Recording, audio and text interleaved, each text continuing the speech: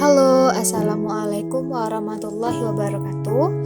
Saya Gadis Puspitasari dari kelas 2 Akuntansi Pagi D dengan NIM 213304010340. Saya akan melanjutkan pembahasan mata kuliah Sistem Informasi Akuntansi. Kali ini topik yang akan saya bahas yaitu Sistem Akuntansi Penerimaan dan Pengeluaran Kas. Yuk simak videonya.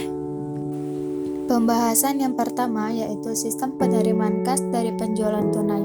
Sistem penerimaan kas dari penjualan tunai dibagi menjadi 3 prosedur. Yang pertama, prosedur penerimaan kas dari over the counter sales. Yang kedua, prosedur penerimaan kas dari cash on delivery sales atau COD sales. Yang ketiga, prosedur penerimaan kas dari credit card sales. Selanjutnya yaitu fungsi yang terkait. Fungsi yang terkait dalam sistem penerimaan kas dari penjualan tunai adalah yang pertama, fungsi penjualan.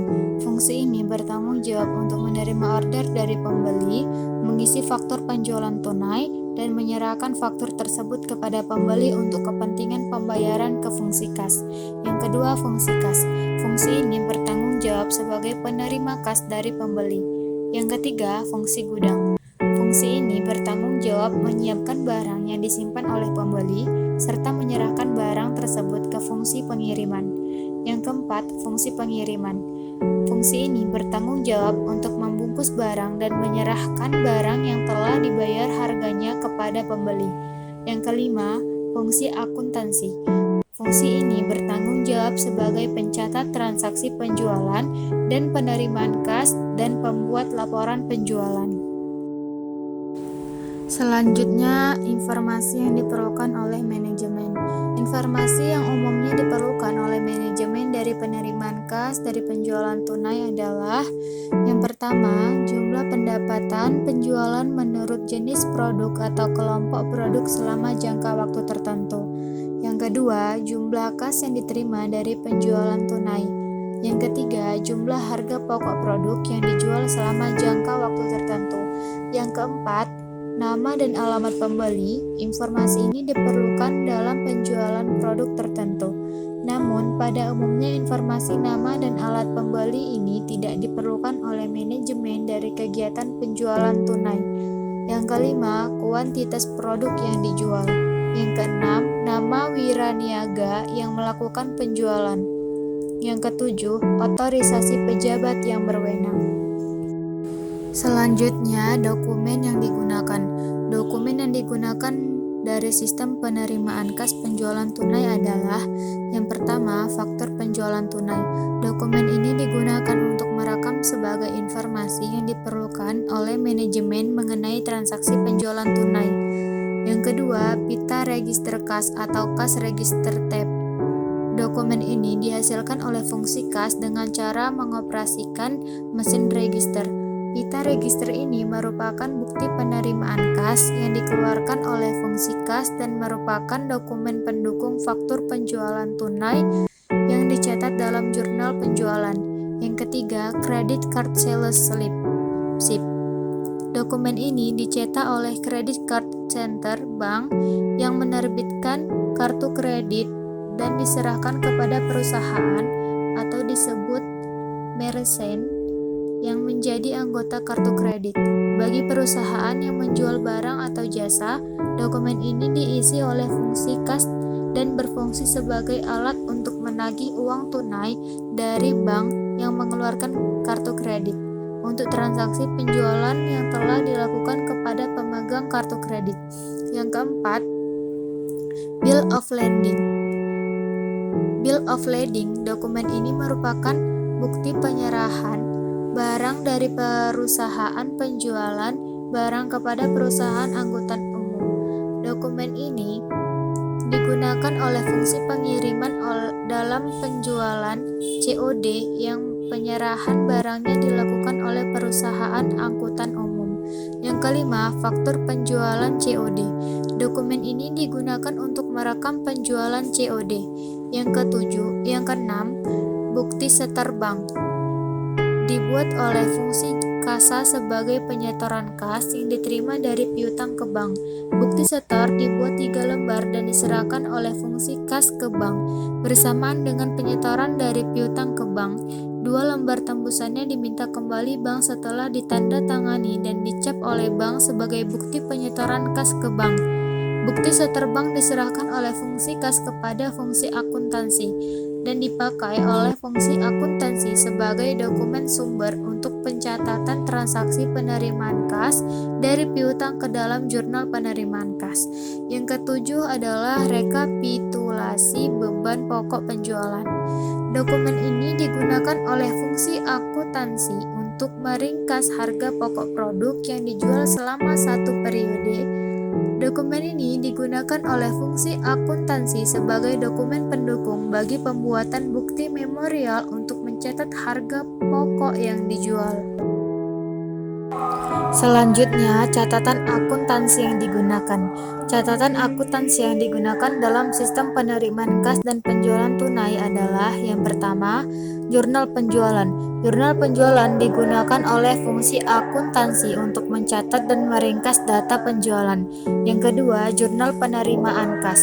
Jurnal ini digunakan oleh fungsi akuntansi untuk mencatat penerimaan kas dari berbagai sumber, diantaranya penjualan tunai.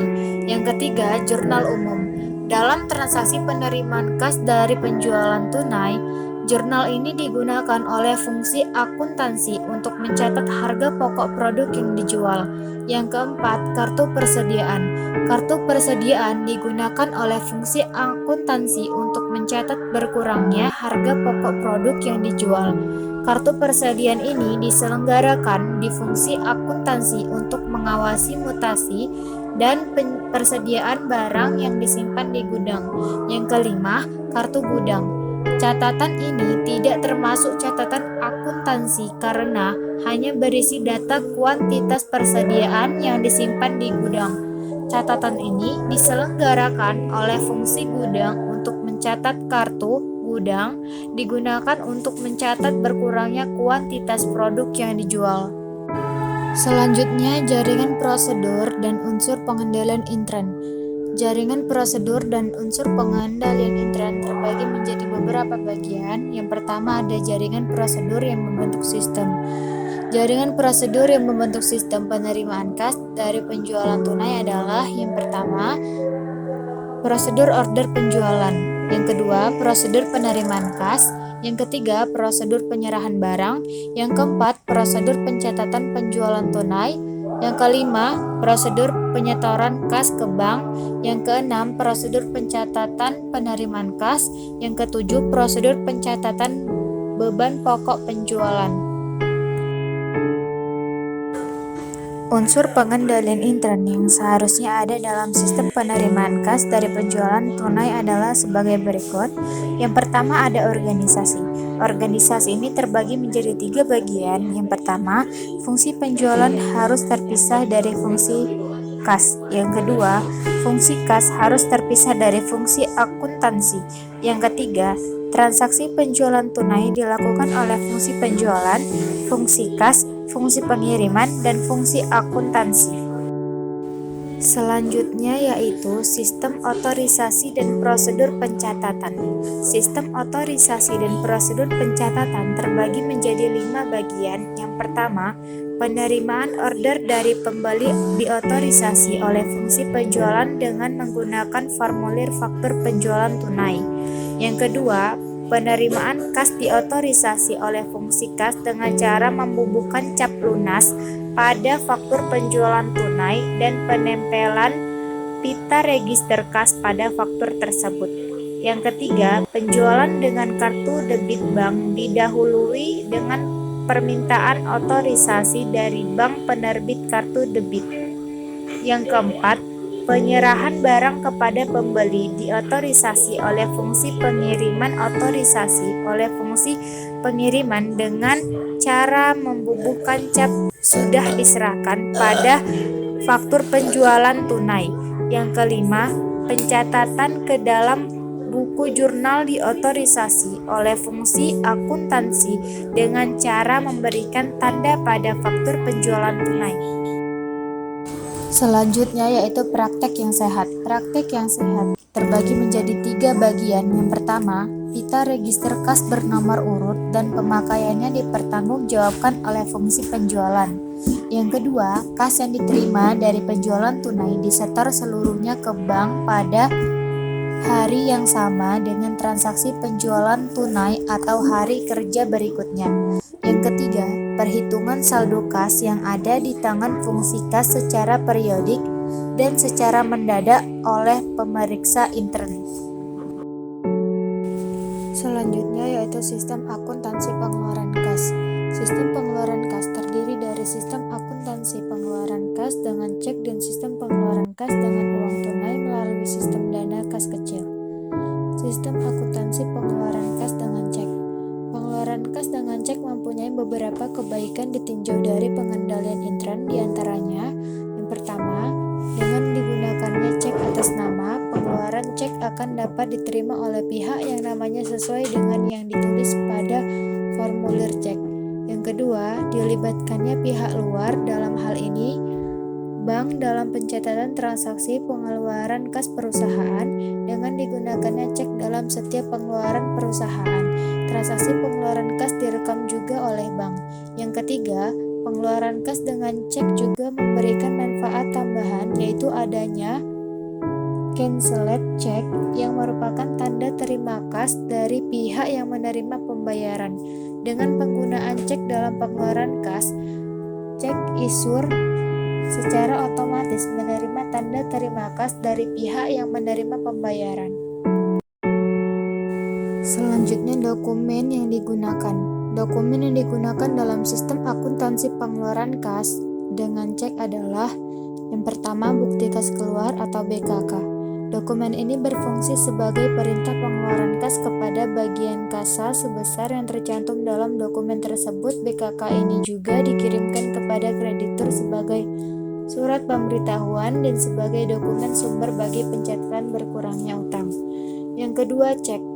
Cek merupakan dokumen perintah kepada bank untuk melakukan pembayaran sejumlah uang kepada pihak atau orang yang tercantum dalam dokumen tersebut. Yang ketiga, permintaan cek. Dokumen ini berfungsi sebagai permintaan dari fungsi yang memerlukan pengeluaran kas kepada fungsi akuntansi untuk membuat bukti kas keluar. Selanjutnya, catatan akuntansi yang digunakan. Catatan akuntansi yang digunakan dalam sistem akuntansi pengeluaran kas dengan cek adalah yang pertama, jurnal pengeluaran kas. Catatan ini digunakan untuk mencatat segala pengeluaran kas yang dilakukan oleh perusahaan. Dokumen sumber yang dipakai sebagai dasar pencatatan dalam jurnal ini adalah faktur dari pemasok yang telah dicap lunas oleh fungsi kas. Yang kedua ada register cek. Register cek ini digunakan untuk mencatat cek-cek perusahaan yang dikeluarkan untuk pembayaran para kreditur perusahaan atau pihak lain. Selanjutnya, fungsi yang terkait.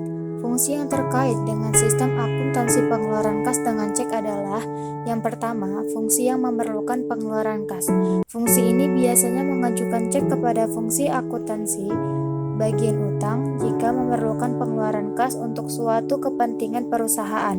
Permintaan cek ini harus mendapatkan persetujuan dari kepala fungsi yang bersangkutan. Jika perusahaan menggunakan voucher payable system, maka bagian utang membuat bukti kas keluar untuk memungkinkan bagian kasa mengisi cek sejumlah permintaan yang diajukan oleh fungsi yang memerlukan pengeluaran kas. Yang kedua ada fungsi kas.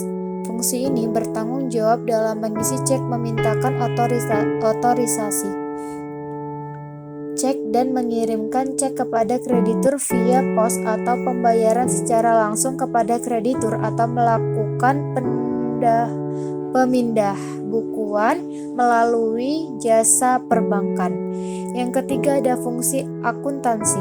Fungsi ini bertanggung jawab atas a. pencatatan pengeluaran kas yang menyangkut biaya dan sediaan, pencatatan transaksi pengeluaran kas dalam jurnal pengeluaran kas atau register cek, dan pembuatan BKK yang memberikan otorisasi kepada fungsi kas dalam mengeluarkan cek sebesar yang tercantum dalam dokumen tersebut. Yang keempat ada fungsi pemeriksaan intern. Fungsi ini bertanggung jawab untuk melakukan perhitungan kas secara periodik dan mencocokkan hasil perhitungannya dengan saldo kas menurut catatan akuntansi. Selain itu, fungsi ini juga melakukan pemeriksaan secara mendadak terhadap saldo kas yang ada di tangan dan membuat rekonsiliasi secara periodik. Selanjutnya yaitu jaringan prosedur yang membentuk sistem.